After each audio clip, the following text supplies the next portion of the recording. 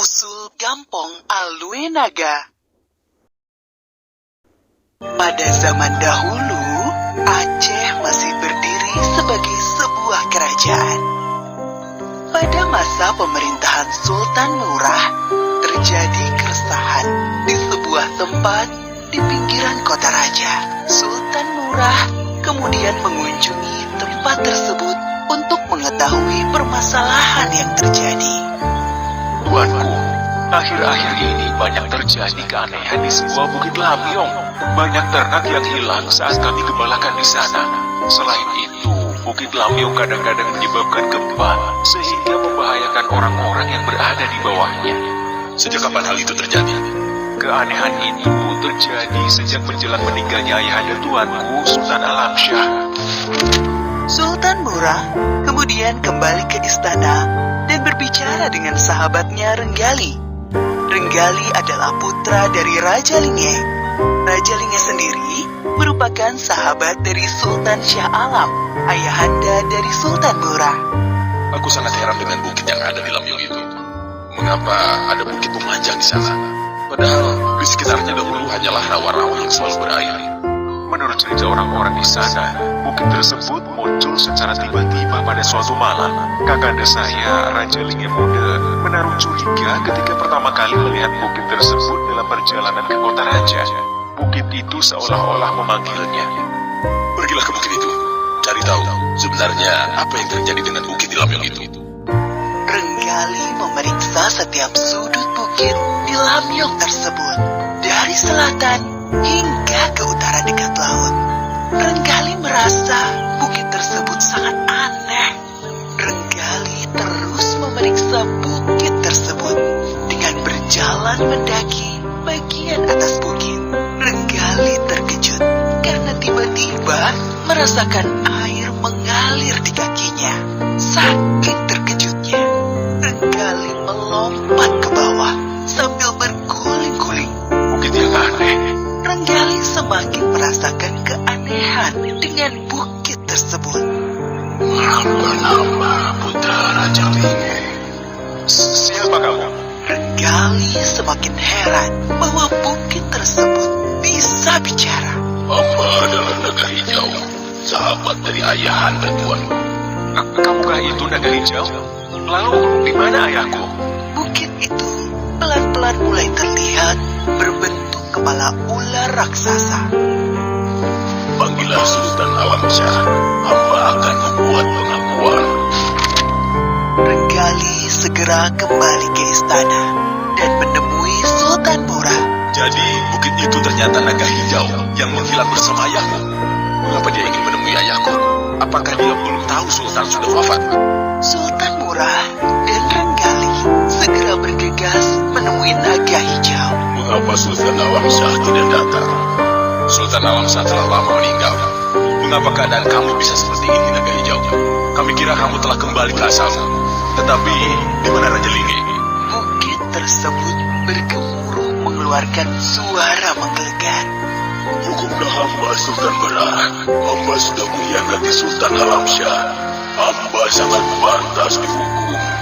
Hamba sudah memakan semua kerbau putih hadiah Tuan Tapa untuk Sultan Alamsyah. Dan hamba sudah membunuh Raja Linge. Bagaimana kamu bisa membunuh sahabatmu sendiri? Sultan Alam awalnya memerintahkan hamba untuk mengantar hadiah berupa pedang untuk sahabat-sahabatnya.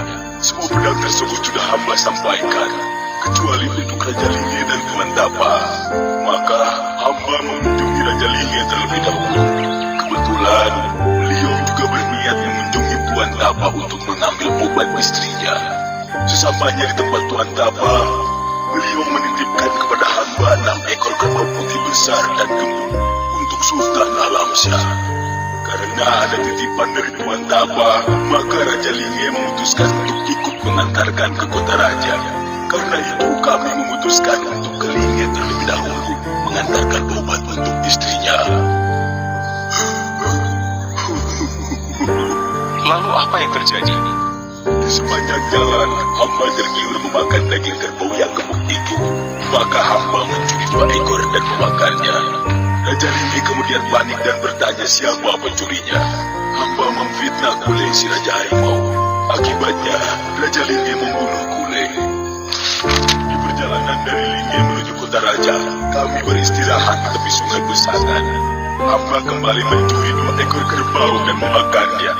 Kemudian hamba memfitnah Buya si Raja Buaya sehingga Raja Linge membunuhnya. Ketika memasuki kota Raja, Raja Linge memutuskan mandi dulu dan berganti pakaian di tepi sungai. Lalu hamba memakan 2 ekor kerbau putih lagi. Namun kali ini Raja Linge mengetahui dan marah. Karena hamba terlanjur malu, akhirnya hamba menyerang Raja Linge. Raja Linge memiliki peluang membunuh hamba, tapi tidak dilakukannya. Sehingga akhirnya hambalah yang membunuh Raja Linge. Maafkanlah hamba, berilah hukuman yang setimpal kepada hamba. Kenapa engkau terjebak di sini? Raja Linge menusukkan pedangnya ke tubuh hamba, sehingga hamba menjadi lumpuh, sehingga hamba terjatuh dan menimpa Raja Linge. Raja Linge kemudian memukul tanah dan terbelah. Akhirnya hamba tertimbun di sini bersama Raja Linge. Kenapa Raja Linge hanya menusuk hamba sedikit saja? Seharusnya Raja Linge membunuh hamba saja. Hamba menerima keadaan ini. Biarlah hamba terkubur bersama sahabat hamba, Raja Linge. Renggali, hukumlah naga hijau. Engkau bersama abangmu yang berhak melakukannya. Jika ayah hamba tidak mau membunuhnya, maka hamba juga tidak mau membunuhnya. Hamba akan membebaskannya. Tidak, hamba ingin dihukum. Pokoknya hukum hamba. Kalau begitu, bebaskan dia. Hukumlah hamba, Sultan Murah. Sudah cukup hukumanmu. Raja Linge sudah menghukum dan sekarang putranya dibebaskan.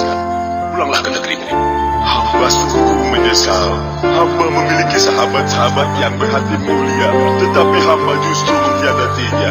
Selamat tinggal Sultan Berah dan putra Raja Linge. Naga hijau kemudian pergi menuju laut.